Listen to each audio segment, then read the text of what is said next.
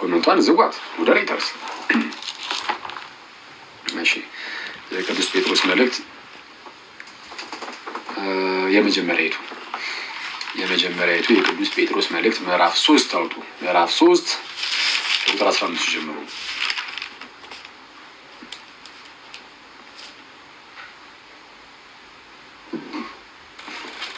እሺ እንዲህ ይላል።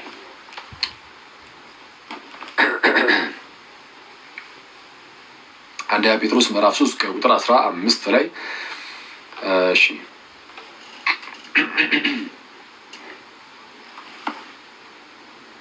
ዳሩ ግን ጌታን እርሱም ክርስቶስን በልባችሁ ቀድሱት። ዳሩ ግን ጌታን እርሱም ክርስቶስ በልባችሁ ቀድሱት። በእናንተ በልባችሁ ቀድሱት። በአፋችን ብቻ ሳይሆን በልባችን ጌታ ኢየሱስን መቀደስ። ጌታን እርሱም ክርስቶስን በልባችሁ ቀድሱት። በእናንተ ስላለ ተስፋ ምክንያትን ለሚጠይቋችሁ ሁሉ መልስ ለመስጠት ዘወትር የተዘጋጃችሁ ሁኑ። በእናንተ ስላለ ተስፋ አለ አለ እንዴ? በእናንተ ተስፋ አለ በእኛ? አዎ። ምን አይነት ተስፋ? የማያሳፍር። እንዴት ያለ? ክርስቶሳዊ የሆነ ክርስቶስ ራሱ የሆነ ጋይስ ራሱ ፐርሰኑ ኢየሱስ ራሱ ተስፋችን እና ተስፋችን ደግሞ የማያሳፍር ነው። የማያሳፍር ተስፋ ነው ብለን የምንናገረው እንዲሁ አይደለም። ማለት ተስፋ እናደርጋለን ይመጣል ብለን ማለት ነው። እሱ ነው ተስፋችን አይደል? ትላንትም እንዳለው ማለት ነው የተባረከውን ተስፋችንን እርሱም የታላቁ አምላካችንና የመድኃኒታችን የኢየሱስ ክርስቶስን ክብር መገለጥ እየጠበቅን አይደል የሚለው ሰው። ታላቁ ተስፋችን ጌታ ኢየሱስ ነው። እርሱ ይመጣል በክብር ሆኖ እና አያሳፍርም ያለው ሞቼ እነሳለሁ ብሎ ነግሮን የምርም ተነስቷል። መነሳት አይደለም ደግሞ እያዩት አድርጓል ጌታችን ኢየሱስ። መጥቼ ወስዳችኋለሁ ብሎናል ጌታችን ኢየሱስ ክርስቶስ። ቃሉን ይጠብቃል። ይኸው ከዚህ በፊት የነበሩትን ቃሉን ከጠበቀ አሁንስ እንዴት አይጠብቅም? ክርስቲያንን ከሌሎቹ ሁሉ ሃይማኖቶች ለየት ያደርገዋል። የሚያደርገው በዚህ ምክንያት ነው። ከዚህ ቀደም ከ1 ዓመት ከ2 ዓመት በፊት ይህን ነገር ቪዲዮ ሰርች የላችሁ ነበር እና የኢየሱስ ክርስቶስ ትንሣኤ በቃ ማዕከላዊ ቃሉን እዛ ላይ ከጠበቀ እኛም እርግጠኞች ነን ሞተን እንደማንቀር እና ተስፋችን ኢየሱስ ነው። እና በእናንተ ስላለ ተስፋ ግን ክርስቲያኖቹ በቅድስና ይኖራሉ ምናምን ከኃጢአት ለመራቅ ይሞክራሉ። በዙሪያቸው አሕዛብ ነው ያሉት። ከዛው ከአሕዛብ ውስጥ ወደ ክርስትና የወጡት በዛው በአሕዛብ መንደር ቢኖሩም ግን እነርሱ በሰማያዊቷ በሕያው እግዚአብሔር ከተማ ውስጥ ያሉ እንደመሆናቸው ነው የሚኖሩት። ምንም እንኳን እዛ የአሕዛብ አስተዳዳሪ ነገስታት ምናምን ቢኖሩም ግን በሕያው እግዚአብሔር ከተማ ውስጥ ንጉሱ ኢየሱስ ነው። ንጉሳቸው ኢየሱስን የሚያስቀድሙ ንጉሱን የሚከተሉ ለንጉሱ የሚገዙ ናቸው እና እንደዛ ለመሆኑ የሚጠሩት እና ሲያዩ ከነዛኞቹ ጋር አብሮ አልሄድም ህይወታቸው። አዎ ከአሕዛብ ጋር የክርስቲያን ህይወት አብሮ አይሄድም። ስለዛ እንደዚህ ሲያደርጉ ደግሞ ህይወት ላለ ተስፋ ምክንያትን ለሚጠይቋችሁ መቶ ምክንያት የሚጠይቅ ካለ መልስ ለመስጠት ዘወትር የተዘጋጃችሁ ነው። ግን በምን መልኩ መልስ የምንመልሰው በምን መልኩ? እዛው ጋር ቀጠል አድርጎ ይመልሳል። ምን ብሎ? ነገር ግን በየዋህነትና በፍርሃት ይሁን። በየዋህነትና በፍርሃት ይሁን። በክርስቶስ ያለውን መልካሙን ኑሯችሁን የሚሳደቡ ሰዎች በክርስቶስ ያለውን መልካሙን ህይወታችሁን በክርስቶስ ያለውን መልካሙን ኑሯችሁን የሚሳደቡ ሰዎች ክፉን እንደምታደርጉም ደግሞ በሚያሙበት ነገር እንዲያፉ በጎ ህሊና ይኖራችኋል። ይህ በጣም ፓወርፉል የሆነ ቃል ነው ጋይስ። በክርስቶስ ያለ ኑሯችሁን ሰዎች ይሳደባሉ። የሚሳደቡ ከሆነ በጣም እንደው የቅድስና ህይወት ኖራችሁ የሚሳደቡ ከሆነ ክፉ እንደምታደርጉ ደግሞ የሚያወሩባችሁ ከሆነ አይ ገሌ ክፉ ያደርጋል ሲል በዛ ባወሩት ነገር ይሄ በሐሰት የሚሉትን ማለት ነው። በሐሰት እንደዛ የሚሉ ሰዎች ካሉ በዛ ያፉ ዘንድ ምን ይኑራችሁ? በጎ ህሊና ይኖራችሁ። በጎ ህሊና ሰዎች አይፈጥሩም፣ መፍጠር አይችሉም። በጎ ህሊና ዝም ብሎ ሰው መፍጠር የሚችል ቢሆን ሁሉም ሰው ዝም ብሎ በጎ ህሊና ብቻ ይኖር ነበር። ግን በጎ ህሊና የሚመጣው በክርስቶስ ኢየሱስ ትንሣኤ ነው። ጌታችን ከሙታን እንደተነሳ ሁሉ እኛም ይህንን ትንሣኤ አግኝተነዋል። ምን አይነት የመጀመሪያ ትንሣኤን አግኝተናል? ከክፉ ህሊና ወደ በጎ ህሊና ተሸጋግረናል፣ ከፍ ብለናል። ከሞት ወደ ህይወት መጥተናል። ኦኬ ሶ በዛ በበጎ ህሊናችሁ ቀጥሉ፣ በጎ ህሊናን ገንዘብ አድርጉና ኑሩ እያላቸው ነው። ስለዛ በሚያሙባችሁ በዛ በእነሱ በሚያሙባችሁ ነገር ያፉ ዘንድ በጎ ህሊና ይኑራችሁ። የእግዚአብሔር ፈቃድ እንዲህ ቢሆን አለ ማለት በሰዓቱ አሕዛብ በቃ ክርስቲያኖችን ማሳደድ ነው፣ መከራን ማሳየት ነው። ከእነሱ ጋር ስለማይተባበሩ ከኃጢአታቸው ጋር ስለማይተባበሩ ብቻ ይወግሯቸው፣ ያባርሯቸው፣ ያሳድዷቸው ነበር። አሁንም አሁን ዓለም ላይም አሁን አንዳንድ ጊዜ በጣም ኃጢአተኛ የሆነ መንደር ላይ ሄደ ነው ይህንን ኃጢአት አላደርግም ካልክ እንደ ፋራ እየታየ ልትገለል ትችላለህ አይደለ? ለካ ሲጠራ አራዳው አንተ ነህ በጌታስ አይደል? አዎ ኃጢአት በሚደረግበት መንደር ላይ ያንን እነሱ የሚያደርጉትን ኃጢአት ባለማድረግ ሙድ ሊይዝብህ የሚሞክር ሰው ካለ ፋራው እሱ ነው፣ አራዳው አንተ ነህ። አላመንከኝም? ጌታ ኢየሱስ ሲመጣ ታምነኛለህ። አራዳ ማለት እግዚአብሔርን የሚፈራ ነው። ወይ ደግሞ የዛሬ 5 ዓመት አካባቢ ሚመር ሲሰራራን አንድ የሰራናት ሚም ነገር ነበረች። አራዳ ትመስለኝ ነበር ለካ አታስቀድስም ብለን ሰርተን ነበር። እና አራዳ ማለት የሚያስቀድስ፣ አራዳ ማለት እግዚአብሔርን የሚፈራ፣ አራዳ የእግዚአብሔር ፍቅር በልብ ውስጥ ያለ። ሊሳሳት ይችላል፣ ኃጢአት ሊያደርግ ሊበድል ይችላል።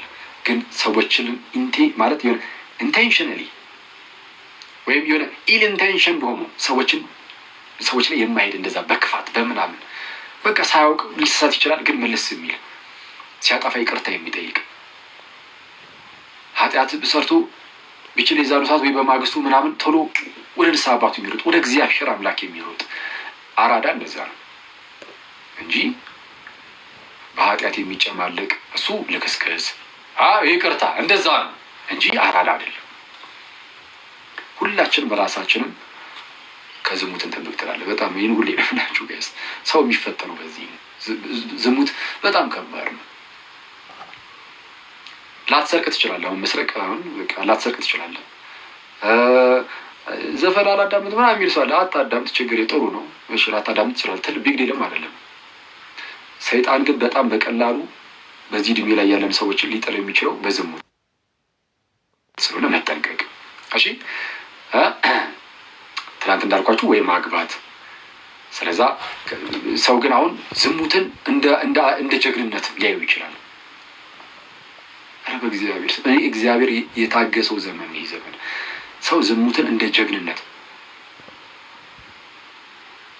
ጎረምሳው ይመጣና ቆንጂትን እንዲህ አደረኳት ብሎ እንደ ጀብድ የሚወራበት፣ ቆነጃጅት ክብራቸውን በጣም የሚያጡበት አንዳንድ ጊዜ እና እንደዛ መሆን የለበትም ጋይስ። ይሄ በጣም በጣም አደገኛ ነውራም ባለጌ ህዝብ ጌታ ኢየሱስ ይድረስልን። እሺ ሰው እና በኃጢአት ስለማይተባበሩ ከአሕዛብ ጋር ክርስቲያኖችን ያሳድዷቸዋል። እነዛ አስቀድሞ ነበር። ልክ አሁን ላይ በኃጢአተኛ ሰርክል ውስጥ የሆነ ኃጢአት የሚያደርግ ሰው ካለ ኃጢአት አታደርግም ብሎ ሙድ የሚያዝበት ከሆነ ልክ እንደዛ ግን ያኔ የማሳደድ ምናምን ነገር ይኖረዋል። ለእነሱም የሚያመልኩትን ጣዖታት ላያመልኩ ስለሚችሉ የእነሱን ነገስታት እነሱ በሚያከብሩበት ደረጃ ላያከብሩ ስለሚችሉ ልክ እነዛ ማለት ነው። ሰው ምን አለ? ክርስቶስ ከላይ ከፍ ብለን የእግዚአብሔር ፍቃድ እንዲህ ቢሆን ክፉ ስለማድረግ ሳይሆን በጎ ስለማድረግ መከራን ብትቀበሉ ይሻላችኋልና። ክፉ አድርጋችሁ መከራን፣ ለምሳሌ አንድ ሰው ሰርቆ ቢቀጠቀጥ ይህ ክብር አይደለም፣ ለሱ ክብር አይሆንለትም።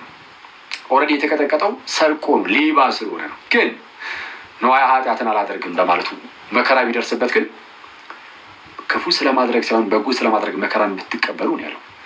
ክፉ ስለማድረግ ሳይሆን ይልቁንም በጎ ስለማድረግ መከራን ብትቀበሉ ይሻላችኋልና።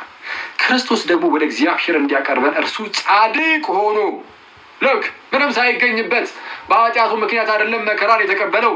እናንተም መከራን መቀበል ካለባችሁ ኃጢአት በመስራት ሰርቀ ወይ ዝሙት ላይ ተገኝተህ ብትመታ ምናምን እንደዛ አይደለም። እሱ አይደለም የሚያስመሰግንህ። ክርስቶስ ጻድቅ ሆኖ መከራን ሁሉ ተቀብሏል። ክርስቶስ እኛን ወደ እግዚአብሔር እንዲያቀርበን እርሱ ጻድቅ ሆኖ ስለ አመፀኞች አንድ ጊዜ በኃጢአት ምክንያት ሞቷልና በስጋ ሞተ፣ በመንፈስ ግን ሕያው ሆነ። በእርሱም ደግሞ ሄዶ በወህኒ ለነበሩ ነፍሳት ሰበከላቸው። ጌታችን ኢየሱስ በስጋ ሞተ፣ ስለ ሁላችን ጻድቅ ሆኖ ወደ እግዚአብሔር እንዲያቀርበን በስጋ ሞተ፣ በመንፈስ ሕያው ሆነ። በእርሱም ደግሞ ወደ ወህኒ ሄዶ ሰበከላቸው። ወደ ወህኒ ሄዶ ሰበከላቸው ይላል። እሺ ሰው እንዲህ ይላል። ቀጥል አድርጎ ጥቂቶች ማለትም 8 ነፍስ በውሃ የዳኑበት መርከብ ሲዘጋጅ፣ ጥቂቶች ማለትም 8 ነፍስ የኖህን ጊዜ ማለት ነው። ኖህ አለ፣ ሚስቱ አለች። ከስንት ልጆች አላቸው? ኖህ ስንት ልጅ ነበር ያለው? 3 አይደለ? ሴም፣ ካም፣ ያፌት። እነዚህ 3 ልጆቻቸው ደግሞ እያንዳንዳቸው አንዳንድ ሚስት አላቸው። 8 ነፍስ ማለት ነው። ጥቂቶች ማለትም 8 ነፍስ በውሃ የዳኑበት መርከብ ሲዘጋጅ የእግዚአብሔር ትዕግስት በኖህ ዘመን በቆየ ጊዜ ቀድሞ አልታዘዙም ማለት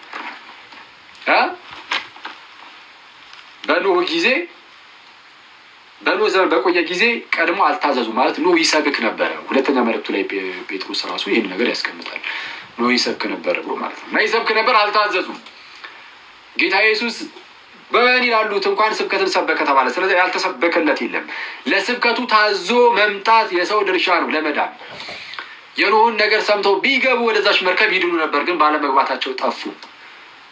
አይደለ? አዎ፣ ሰው አልታዘዙም። ይህ ውሃ ደግሞ ማለት አለ ያኔ ውሃ መጣ። ከዛ በኋላ የጥፋት ውሃ ነው አክቹዋሊ ያኔ የመጣው እና ውሃው ይመጣና ኃጢአተኛውን ዓለም ቆሻሻውን ዓለም እንዳለ አስወግዶ ኖህን ከዛ ከቆሻሻው ነጥሎ ወደ አዲስ መሬት ያወጣዋል። አሁን ደግሞ ያ ውሃ ጥምቀት ምሳሌ ሆኖ ያድነናል ይላል። አሁንም ጥምቀት ኃጢአታችንን አራግፎ ወደ አዲስ ሕይወት የምንመጣበት መሸጋገሪያችን ሆነ። ምን ይህ ጥምቀት ከክፉ ሕሊና ወደ በጎ ሕሊና የምንሸጋገርበት፣ ከሞት ወደ ሕይወት የምንሸጋገርበት፣ ከጥፋት ልጅነት ወደ እግዚአብሔር ልጅነት የምንሸጋገርበት እንደዛ ሆነ። ስለዛ ጥምቀት ምን ያደርገናል አለት? ያድነናል። ጥምቀት ያድነናል። አዎ፣ የሰውነትን ወይም የስጋን እድፍ ግን ማስወገድ አይደለም። ለእግዚአብሔር የበጎ ሕሊና ልመና ነው እንጂ አለ። ለእግዚአብሔር የበጎ ሕሊና ልመና ነው። የበጎ ሕሊና ልመና ሰውየው ይለመናል ሳይሆን ጥምቀት ራሱ ለእግዚአብሔር የበጎ ሕሊና ልመና ነው ተባለ። ስለዛ ጥምቀት የሰው ስራ አይደለም፣ ልመና ስለሆነ ጥምቀቱ ራሱ ልመና ስለተባለ እግዚአብሔር የሚሰጠን ነገር ስለሆነ ጥምቀት የሰው ስራ አይደለም፣ ስራ አይደለም። እሺ፣ ሰው ለእግዚአብሔር የበጎ ሕሊና ልመና ነው። ስለዛ በጎ ሕሊናን ገንዘብ የምናደርግበት ነው። ከክፉ ሕሊና የምንሸጋገርበት ሕሊናን ማንጻት የሚችለው የጌታ ኢየሱስ ክርስቶስ ደም ብቻ ነበር። ጥንት ላይ ዕብራውያን ምዕራፍ 9 ላይ ቅዱስ ጳውሎስ እንደተናገረው የእንስሳት ደም ይሰዋል ግን አማኙን በሕሊና ሊያነጻው አልቻለም ይላል። ዕብራውያን ምዕራፍ 9 ላይ ያንን የሚያምነው ሰውዬ በሕሊናው ሊያነጻው አልቻለም። የእንስሳት ደም፣ የክርስቶስ ደም ግን ያነጻል። ከክፉ ሕሊና ወደ በጎ ሕሊና ያሸጋግራል እና ለበጎ ሕሊና ልመና ነው ይልና ይህም በኢየሱስ ክርስቶስ ትንሣኤ ነው ይላል። ያለ ክርስቶስ ትንሣኤ የበጎ ሕሊናን ገንዘብ ማድረግ አንችልም። ይህም በኢየሱስ ክርስቶስ ትንሣኤ ነው። ስለዛ ጥምቀት ያድናል ሲባል እንደዚህ ነው። እንዴት ነው? በክርስቶስ ኢየሱስ ትንሣኤ ሞቱን ትንሣኤውን በመተባበር ከሞት ወደ ሕይወት ትሸጋገራለህ። ስለዚህ እርሱም መላእክትና ስልጣናትን ኃይላትን ከተገዙለት በኋላ ወደ ሰማይ ሄዶ በእግዚአብሔር ቀኝ አለ፣ አድርጎ በእግዚአብሔር ቀኝ አለ። ጌታችን ኢየሱስ ሁሉ ከእግሩ በታች ከተገዛለት በኋላ አሁን በእግዚአብሔር ቀኝ አለ። ስለዛ ጌታ ኢየሱስ አድርጓል ነው። ይሄ አልቋል። አክቹዋሊ ምዕራፍ 3 የመጨረሻው ቁጥርን አነበብን። እሺ ተውት። ምዕራፍ 4ን ወይ ሌላ ጊዜ ያነበላችኋለሁ። ተያያዥ ሀሳብ ነው ግን በጣም የህይወት መጽሐፍ ነው። ምዕራፍ 4ን ሌላ ጊዜ እናነበዋለን። ስለዛ ስለ ቃሉ እግዚአብሔር አምላካችን የተመሰገነ ይሁን። ጨረስን ማለት ነው። እሺ አንድ የመጨረሻ መዝሙር ሰምተን መልካም አደርግያችሁ ታላችሁ ሰዎች።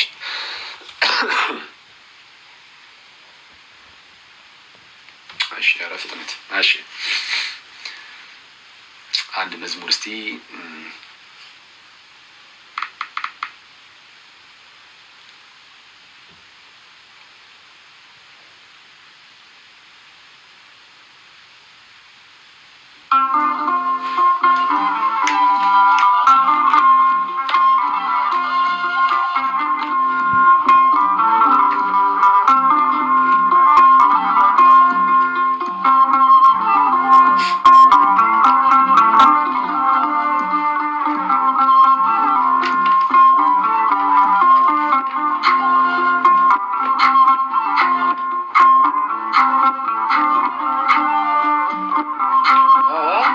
ተገኘ ከኔ ቤት በምህረቱ ብቻ።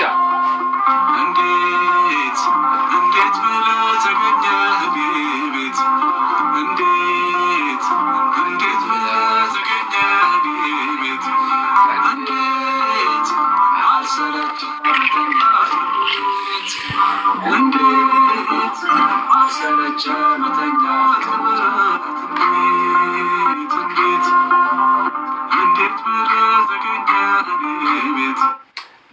ፕሊዝ ከራሳ ይቅርታ ስላቆምኩባችሁ እኔ ራሴ ባላቆሙ ደስ ይለኝ ነበረ። ከራሳችን ላይፍ ጋር ሪሌት እናድርግ፣ እያገናኘ ነው። እሺ ማለት ጌታችን እናውቀዋለን ራሳችን ምን ያህል ድክመት ምን ያህል ኃጢአተኞች ደካሞች እንደሆነ አይደል? የተገለጠ ኃጢአት ባይኖርብን ራሱ ምን ያህል ግን በላይፋችን ውስጥ ምን ያህል ደካሞች ሰነፎች እንደሆነ እናውቀዋለን። እና አንመጥነውም ለጌታ ማለት ሊትራሊ ጭራሽ የማይሆን ነው፣ አይታሰብም። ግን እንዴት ብሎ ተገኘ? እንዲህ በእኛ ቤት ውስጥ እንዴት ጌታ